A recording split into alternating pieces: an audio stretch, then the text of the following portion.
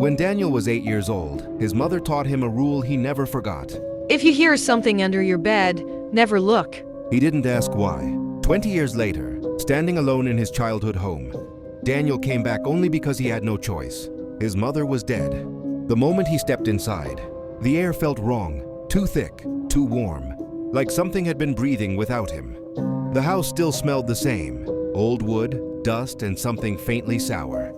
On the first night, Daniel slept in his old room. Bad decision. At 2:34 a.m., he woke to a soft noise.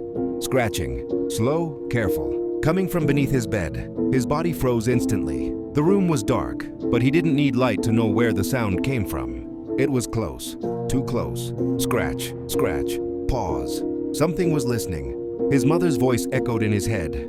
Never look. Daniel squeezed his eyes shut and pulled the blanket over his face. The second night. The next day, he searched the house. No animals, no holes, no crawl spaces under the bedroom. That night, he pushed the bed against the wall and slept on the floor in the living room. At 2:34 a.m., he woke again. The scratching was back, right beneath him.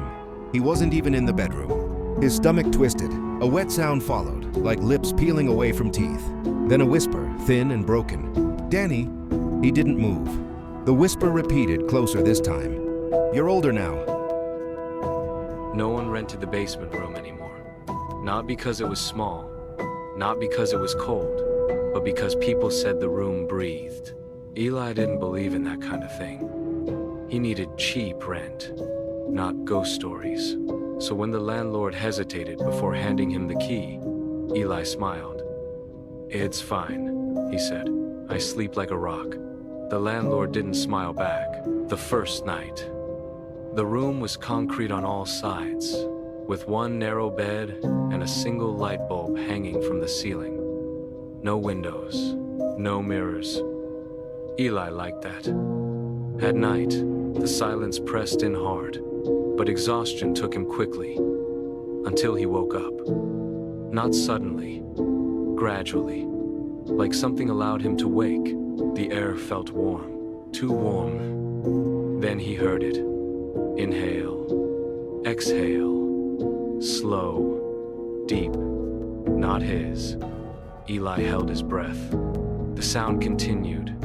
The walls were breathing, the marks. The next morning, Eli laughed it off. Old pipes, air pressure, his imagination. But when he returned that night, he noticed something new. Handprints, pressed into the concrete wall beside the bed. They were deep, too deep, like the wall had been soft, like flesh. He touched one. The wall felt warm. It pulsed slightly under his fingers. He pulled his hand back. The voices. Sleep didn't come easily the second night.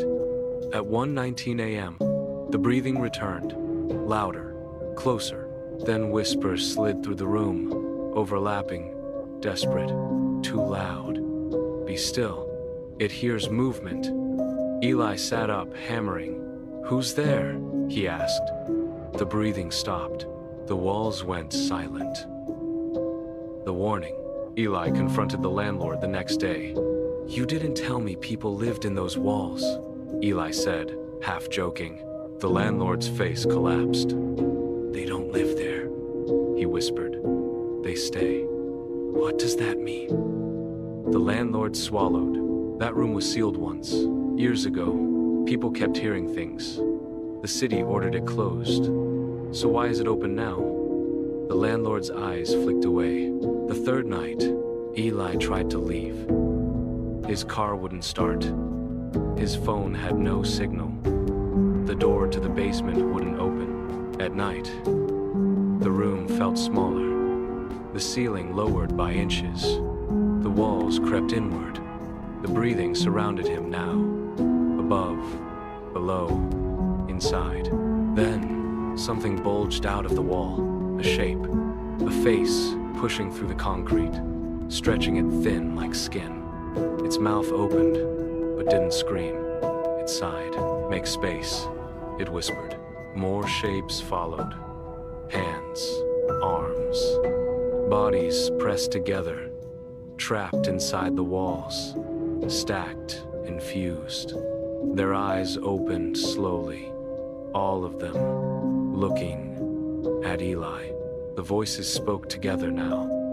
We were tenants. We were quiet. We didn't fight. But there was no room left. Eli backed away until he hit the bed. The mattress sank, not from his weight, from below. Something pushed up, stretching the fabric.